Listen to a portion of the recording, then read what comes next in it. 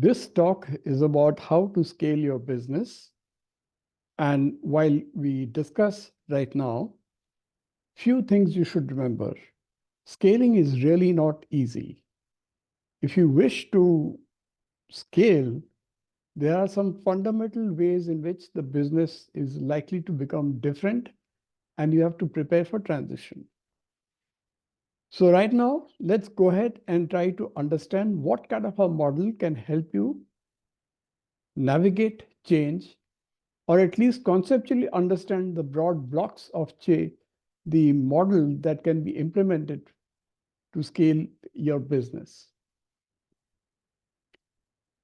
The very first point to go back is the basis and why you began this business to start with. What was your core motive and drive to get this business going? So it translates into a set of crisp understanding and clear objectives. What's your vision? Is it something you're thinking in terms of how much of revenue that you will achieve in next 3, 5, 6 years' time? Well, you could be right, but that's a milestone. What really will matter is what impact do you want to leave today?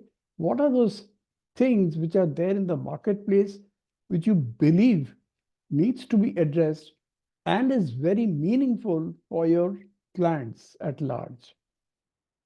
Can they connect with you at your belief level? And if you have been able to answer this question, you definitely have a vision to drive your organization. The next important part to consider is the team aligned? Do they buy your vision? Are they galvanized with your vision? So in order to answer this question, try to conceptually relate with how the armed forces work.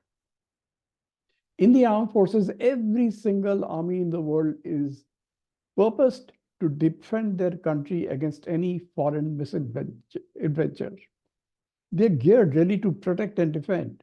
And of course, exceptionally, there are some armies which are also capable of attacking the enemies. However, army doesn't work as just one particular arm. There are multiple specialized departments, functions, as you might consider.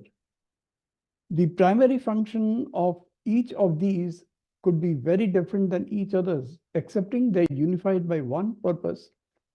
How best to defend the army? How can you prepare in advance about the strategies and tactics that will be used against you? And therefore, what kind of technologies, weapons, equipment do you need to deploy and build those special skills? Each of these specialized functional groups, for example, infantry or artillery or armored corps, they would have their own specialized approach, yet keeping in mind the broader perspective of winning a game, winning a battle. They would be unified by the purpose, but each will have its own singular mission. And that mission can even be broken down to the last formation and team, which could be very, very specific. Once you have defined the mission, that means the leadership team and the teams, which are functional teams, each have a mission to fight for, which is addressing the requirement of how to deliver on that promise, how best they can make that. So it's really the how of what that purpose is all about to make that purpose happen. The third important part of leadership is to define a set of values. Now, these are important. Why? Because they are when testing times come and appear, how will each of these be useful and operative? For example, if you wish to serve your customers and you expect trust in return, can you afford to take a shortcut view of that trust? Will you make some short compromises? In the armed forces, the flag as a symbol represents patriotism and freedom. So therefore, freedom is symbolic of everything that you're standing up to fight for. It could be your own value, your integrity, your commitment. All of that is getting symbolized and represented by that flag. Likewise, every company needs to work with values so that when testing times come, you're able to stand up together, apply the principles and important values so that you can make those decisions, which is often the case of what you will do and what you will not do. Once you have defined the pillars, your purpose, your mission, next is what is the model? The model is really about how do you get people, technology, processes to operate and make sure that they operate in such a manner that the market gets the best of this internal uh, aspect that you, internal capability that you have. So the very first starting point is people. What key capabilities would you need? How will those translate into productivity? How can that make a big difference to every interaction that they make with the customers? How will decisions get taken? What flow of information will happen top down? Once the work is getting defined, how will those processes or tasks get delivered? How can you achieve consistency? How can you ensure that they're reliable? How can you ensure that they're predictable? This is where you need to combine what people can do with the tasks they need to perform, and you mesh the two to come out with processes so that every person is able to do the job consistently, perfectly, accurately, and reliably. And that is exactly what your end customer wants. When do you and why do you need technology? Technology is required so that if the one level of consistency has a certain degree of variability, can you afford that variability? That means out of 10 chances, if you're getting 9 right, is that good enough? Or out of 100 chances, if you're getting 99 times right, is that good enough? So once you start answering questions like that, that's the time you begin to deploy technology to ensure that whatever experience the customer is getting is near perfect and consistent so that there are no setbacks coming in that. Likewise, internally also, the further you are away from the customer, that much more difficult it is to be closer to the customer. So technology can help you bridge that gap substantially. So you have technology both at the front end, you have technology to manage your information, you have technology to automate processes, you have technology which can do a complete prediction of what you will need, when you will need, and at the quantities that you need. All these need to make your life simpler with lesser friction and more of productive time. Now, all these capabilities that you require, they must mesh together, combine together, so that you can focus your time, money, and energy on what is most important to you, that is your customers. And that's where understanding the market, developing and educating the market, making sure that the customer's experience is perfect to his requirements, making sure that there are tracking processes that you're able to measure, get feedback, and finally, the relationship that you enjoy with the customer does not undergo any dent or snap. Once you do this, your question will be, well, what's so different about what we are doing so far? Isn't this the exact same thing that we do on a day-to-day basis? Well, maybe. But when you start thinking about scale, this is where the difference comes. Scaling means you're spreading your business. Scaling means you're spreading your business wide. Scaling means that you're now going to be covering product gaps, geographical gaps, which were hitherto limited. So in order to do this, it may not be cost effective for you and economically viable for you to do everything in-house. You may not have that resource to keep reaching every customer. And there's another very strong reason why this is the case. The other strong reason is that you will not be able to track every local taste and variation and generate that level of trust that a local person will have in a specific geography. So in order to bridge this gap, this is where you need a partners ecosystem, where you do it from the front end, which is sales and distribution side, or at the back end, at the supply side, or even in the technology side, or even in HR side. You will need partners who can consult with you, who can work with you in unison, and together this entire ecosystem can then therefore work towards meeting every single client and every single requirement as you intended to.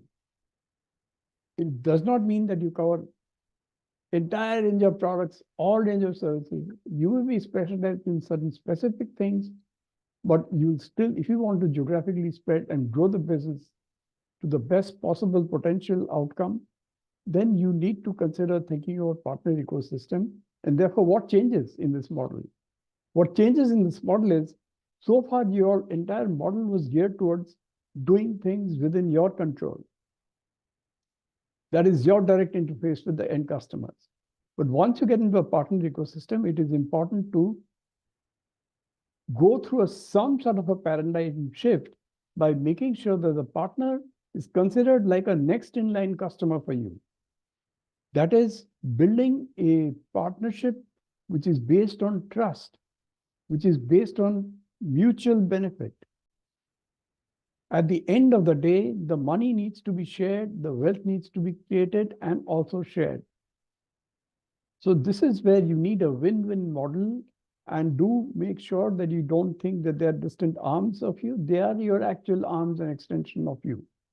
So in order to accomplish that kind of mindset, your processes, people, technology, they all must necessarily now start believing, conducting, and doing things which are in sync with what the partner can. How can you make the partner stronger and actually grow their own business, which is the basis of how you can grow your business? So it does undergo a somewhat of a mindset change, because partner is not your slave. A partner is your equal partner. And that's the reason I'm using this word partner. Once you have this model, obviously you need to measure your outcomes. So what do you measure? You measure market shares, you measure how you're succeeding with your customers, their loyalty base, which can actually drive a lot in terms of your valuation, the returns on capital that you employ, the return on assets that you generate, the working capital by way of liquidity ratios and quick ratios, which is nothing but how fast does your cash come back to you once you've invested that money in working capital. So all these parameters would therefore undergo change, but more in tune with the extended model with the partnership. So all these factors also need to be monitored and measured for your partners so that they are growing, they are meeting their business objectives, and they are also enjoying their returns on investment. So it's just not about you alone. It is also about them. And together it is about all of you. In short, this is what the model looks like. At the right at the top is your leadership. The leadership is driving how people act, what technology is getting invested upon, what processes do people work with, and how do these add up so that you're able to develop the market by which you intended to, so that you are always there, the topmost list of preference for the customer. In the model of growth, you need to ensure that this model translates into tangible gains for the partner, along with your own gains. And this win-win model of partnership, this partnership can help you scale your business. Finally, all this needs to be measured. What gets measured gets managed. The question comes, this is beautiful on paper, but how do you actually go about doing things? This is where you need certain strategic objectives during transition. So remember, transition is a building stage. And when you're building something, I'm using the acronym NAIL so that bit by bit, block by block, piece by piece, you're building each and every step, which will add up together. And once you've scaled, that time you'll simply be sailing it. That means just maintaining and plateauing or growing even further. So here are some transition objectives that will be required. You need people. You need people with specific kind of capabilities.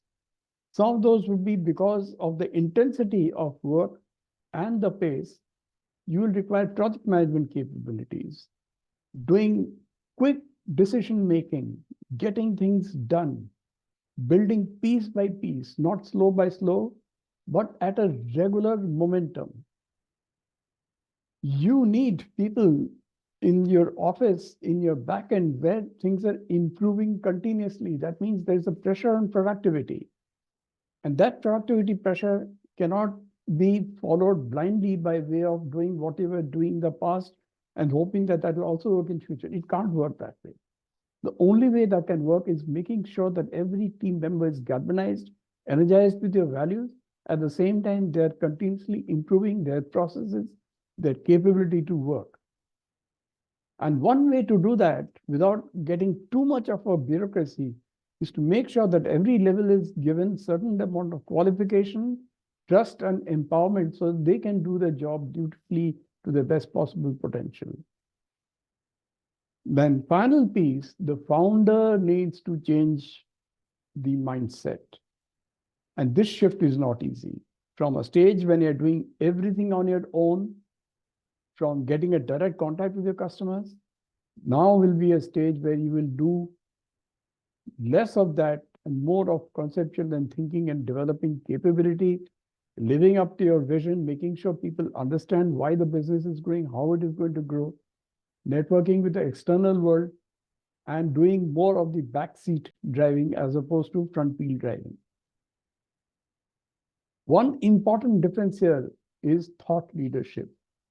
Now, thought leadership here is meant, if you're thinking ahead, thinking future, then you need to be able to network with people, interact with a wider cross-section of people who can provide you with ideas, who can share their past experiences with you, and you keep your conceptual abilities continuously up in the game. And this means having to give up something in return. So you need to figure out what are you prepared to give up to make sure that this trajectory doesn't founder, because the risks become heavier as things get distant. For a senior executive, much of the time, or not significant, but at least a minimum amount of 30% time is required for them to think about. They need to think about how they're going to compete, their market positioning, their strategic route. How do they interpret the trends that are around? And what do I mean by trends? The macro trends like economic conditions, technology disruptions, demographic shifts, change in tastes and behavior. So all those are factors which are outside your control, but you need to be aware of and keep on anticipating well in ahead and figuring out what difference does it make, what is the implication of things like that, and what decisions need to be taken now which cannot be delayed, or what could be taken as 6 months later based on the trends that you see. Most importantly, one needs to be ears and eyes open upon the customer preference and planned options that will be flooded in the market. What is happening there? What's changing there? How can you keep a track of those? What systems can you implement there? Now, these bit of input requires certain amount of thinking, certain amount of conceptual clarity. All of that you need to factor in at least 30% of the time for senior executives. Now, the leadership at this stage changes at the people leadership, because this is the time when people require maximum amount of inspiration and support for having to, number one, letting go of their past, and number two, creating their excitement alive, energy alive, and hope alive for a positive future. Now, this also means you need to take decisions on which kind of people will fit into your bill, who will not fit in, and then taking those decisions accordingly. Not everyone will be part of this agenda. Now, in order to do that, you also need to have a certain amount of a talent pipeline, means people, roles, who you will need to either prepare well in advance or start hiring them. That means make or buy for talent decisions. What kind of culture do you want? Empowered culture, controlled culture? Why each of these would be important? The present generation is one of compliance rejection. What can you do to ensure that the present generation are at the end of the day aligned to your purpose and they enjoy delivering on a bigger goal than the narrow small outcomes that you define for them? So it's important to revisit the vision and the mission, often with the younger lot specifically, so that you can tap into that innate sense of purpose they all come with. You need to be alive to results. How do results shape up? How do results play out? What can you do to take correction? At the same time, not show knee-jerk reactions when things oftentimes can go wrong. But your knowledge about finance, your knowledge about the model that you're wanting to implement, and its implication on the results, that is something you should be attuned to and be alive. Finally, these are also challenging moments for every senior executive by way of managing expectations from a variety of people, and the larger chunk being internal, at the same time external. How do you remain committed and alive, that is, and be accountable? That becomes key. How do you drive yourself to higher level of value, higher level of performance?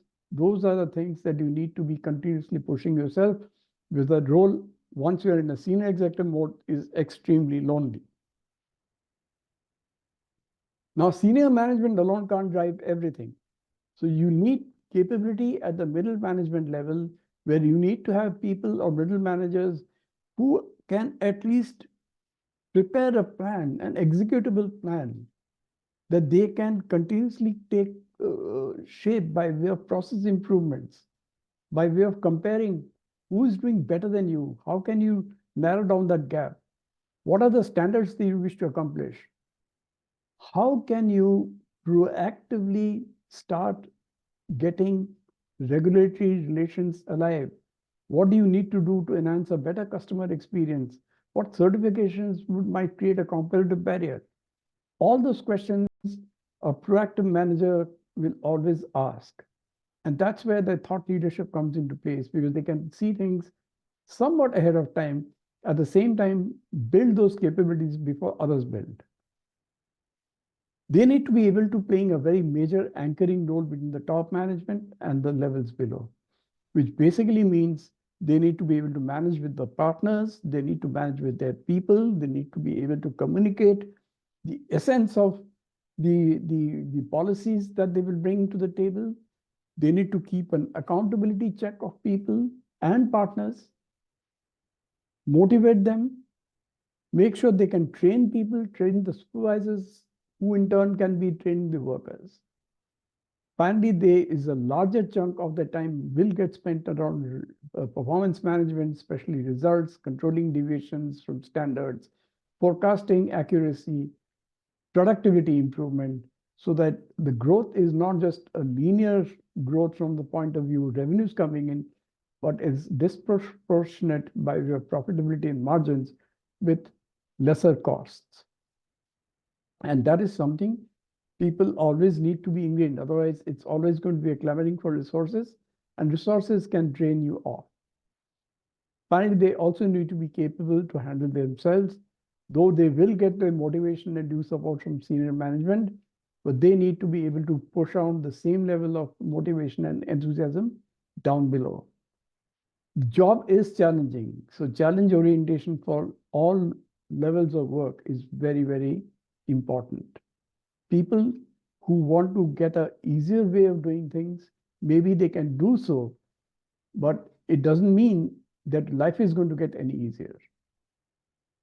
So this, in summary, is all about scale. To summarize, you need a good, strong leadership and governance, especially what are you committing to, your purpose, the team's alignment by way of a mission, the values that you will protect, the processes, people, technology that will work together to make things happen for you. To engage the market, you need specific amount of knowledge and skills and expertise. And again, go back into the entire a mesh of people, process, and technology to make sure that in sync with what the market is looking for. And remember, the market is a big place, but if you need to grow, you need same level of intensity for your partners. And partners will play a fundamental role or a pivotal role towards your success or failure. If the partner is successful, you will succeed. If the partner fails, you will fail. That's for sure. Now, in order to start thinking and doing something about scaling, you need a transition basis, transition capability.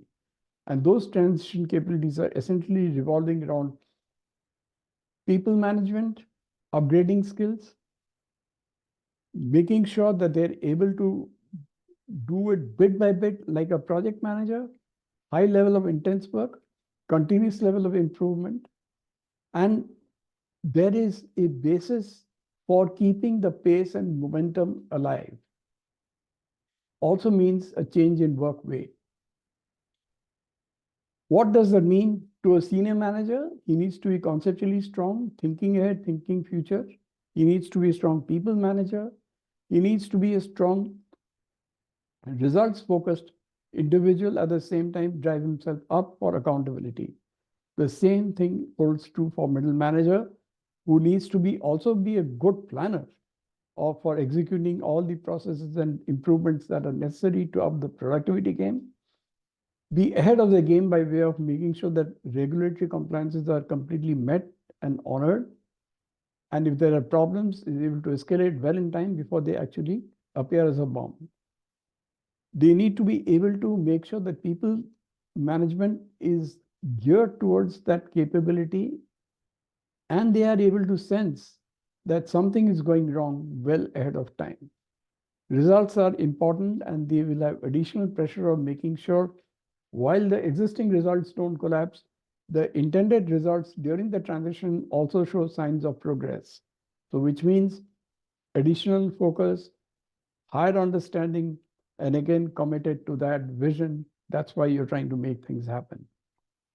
Self-leadership, again, becomes important, that they are accountable to their own self, that they feel this is worthwhile that they're doing.